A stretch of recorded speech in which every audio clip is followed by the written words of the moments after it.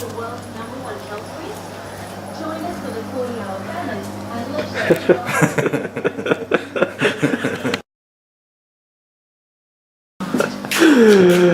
do you got going on here, mate?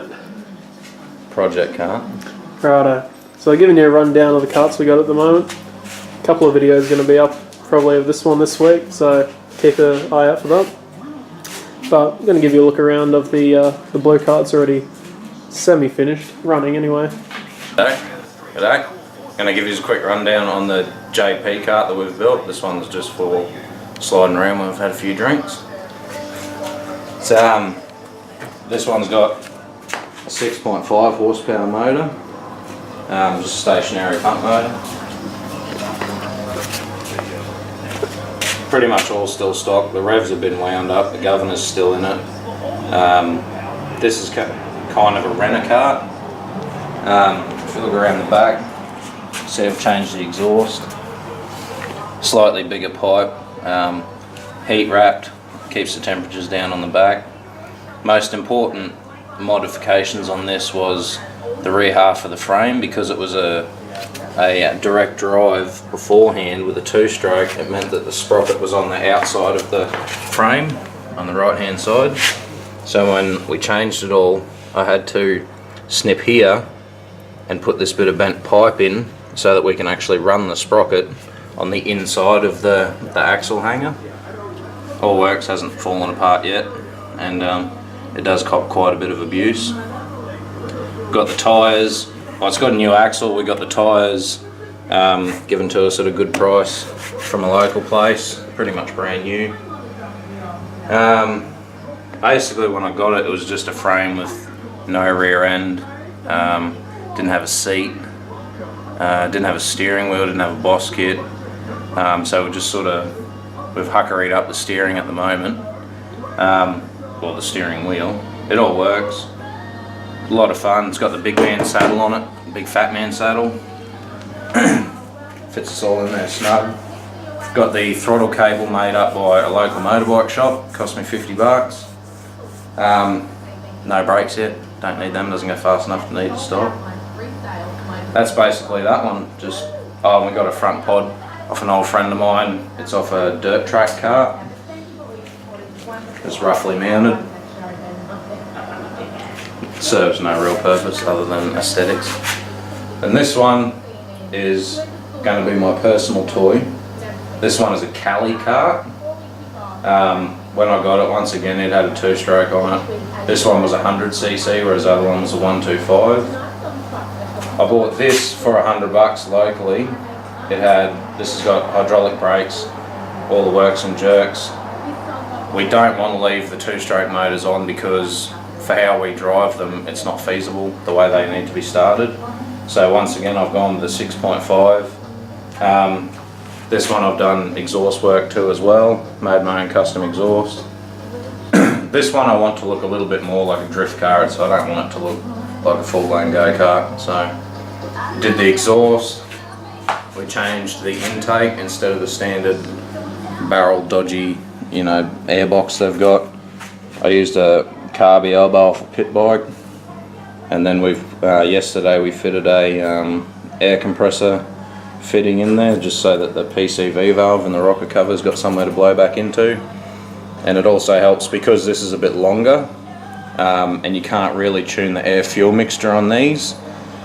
Having that PCV blow back into there also helps a little, like initial revs. I made the choke stay today so that when you flick the choke on and off, obviously it stays on because these aren't actually bolted down, they just slip into a groove and they can fall off. Just a little bog stock air cleaner for now. And the engine mounts on both of these karts, actually, the engine mounts are the original two-stroke engine mounts, but they've got the centers cut out of them and just stretched out to suit the stud pattern or the bolt pattern of these 6.5s. Clamp them nice and tight. How much was that motor, mate?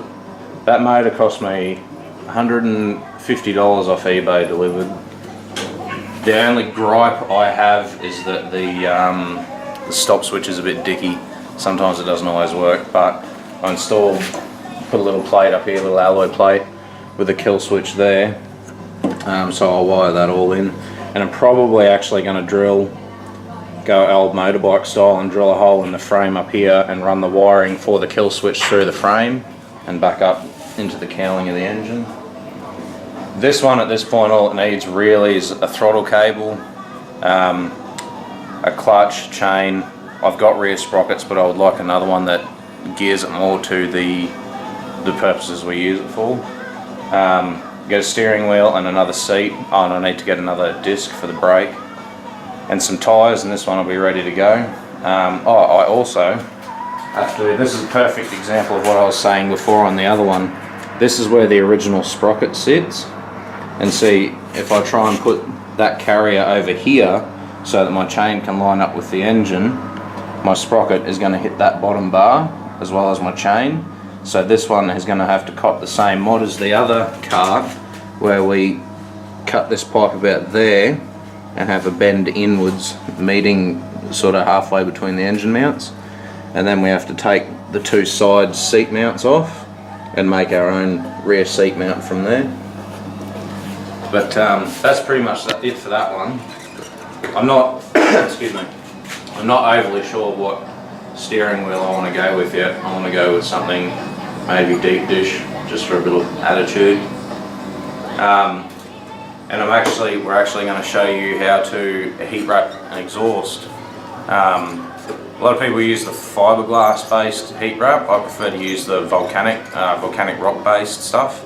It's not as grubby on your hands, and it does seem to withstand a bit more of a temperature than the standard fiberglass stuff does. So you will see in a second how we do that. Alright, we're about to wrap the exhaust. I'll just quickly show you some of the things that you're going to need. One, this is the volcanic wrap I was talking about before. You see this is a nice black colour as opposed to the silver, the fiberglass based stuff.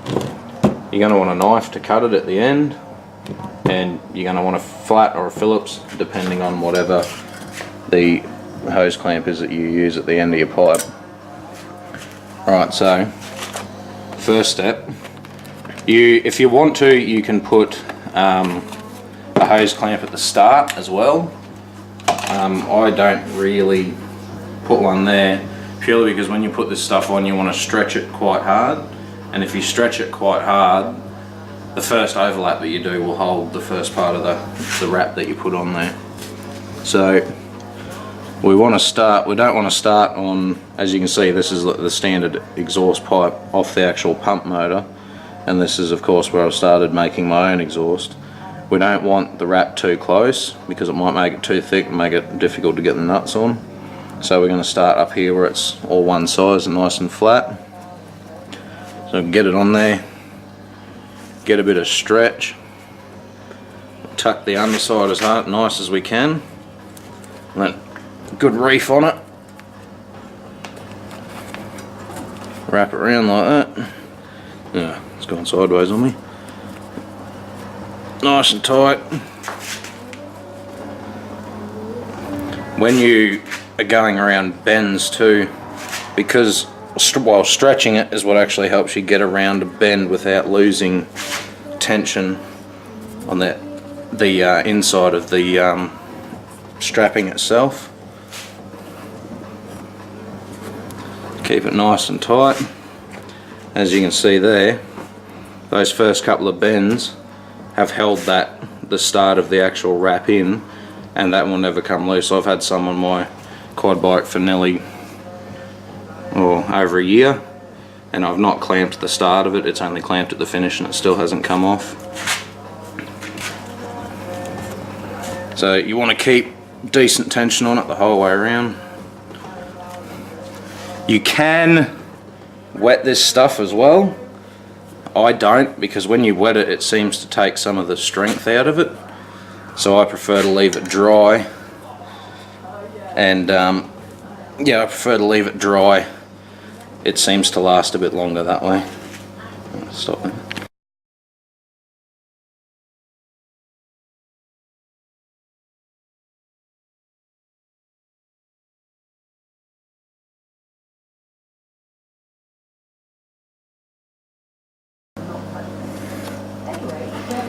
I'm getting nearer the end now. This is where I can get a little tricky. And I forgot to mention that doing this does require some patience. So generally, if you're a metal worker, don't do it.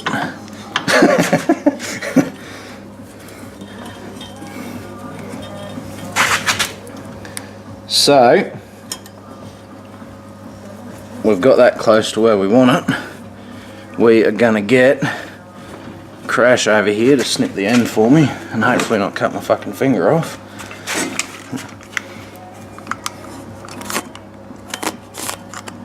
Now, it's important that you keep the tension on it when somebody cuts it, because the last thing you want is the whole fucking thing unraveling when somebody cuts it for you.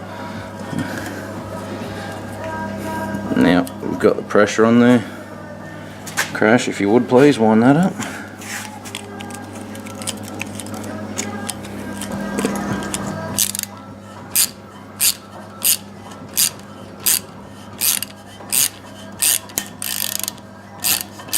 We cheated with the ratchet because this clamp is actually an older one, because we forgot to get one today. Don't do it up too tight, then we'll snap it. Right, now we'll step over here in the light a bit better. Actually, here. You can see that's wrapped from tip all the way up around the exhaust mount to the tail there. That'll help reduce the exhaust temperature naturally, and having colder exhaust and slightly colder or better intake will give you a little bit more power. Not a great deal, but a little bit more. If you're doing it on a small engine like this, don't over tighten your exhaust studs or you'll snap them off. And that's a pain in the backside. There we go, job done.